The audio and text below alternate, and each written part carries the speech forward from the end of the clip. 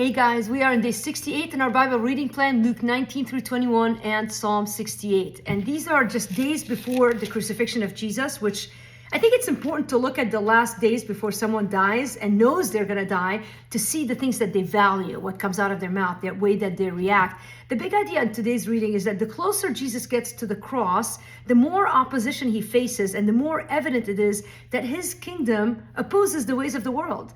And this becomes more glaring as Jesus makes his way to the cross. So these are the days before that. And one pit stop he chooses is the house of Zacchaeus, a man who was not respected in society, even though he was rich. He became rich at the expense of the people, of the simple people in the country. In fact, he was thought to be on the side of the Romans because that's where he got his money. And so the Jewish people did not like tax collectors. And that is indeed where Jesus chooses to have a pit stop and to remind the people that he came to seek the lost. In fact, those who recognize their need for him. By the time he comes into Jerusalem, he, of course, there's the Palm Sunday, episode where the people are laying the palm branches. And remember, like 2 days later, they're going to be spitting at Jesus, but now they're crying out, "Blessed is the King who comes in the name of the Lord." By the way, this is a fulfillment of prophecy in the Old Testament, even the entire details of the cold tide and whatnot.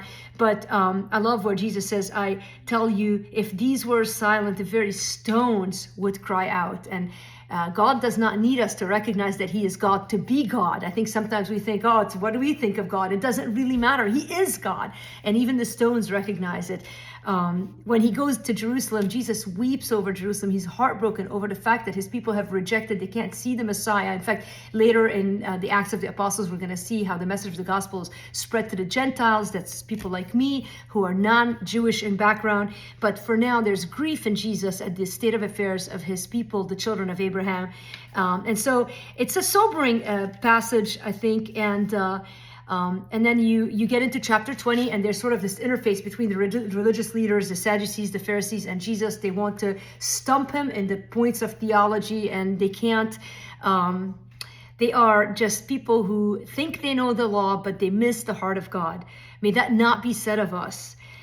We go into chapter 22, and there's a lot going on in chapter 22. First, the widow's offering. She's highlighted as an example of someone who gives out of their need, not out of their abundance. A lot of people think that they're doing so much good, but it doesn't cost them a thing. And the true value of an offering is in how much it costs us. That was very convicting to me. And then Jesus goes on, and of course he tells of the events to come after his death, that Jesus would be coming back and the things to look out for, and finishes with a warning: watch yourselves lest your hearts be weighed down with the cares of this life. And listen, living with a view of the second coming of Christ lessens the impact of the cares of this life. And so if you are burdened with care today, remember Jesus came, he died, he rose again, and he's coming back soon. May we live like people who believe it.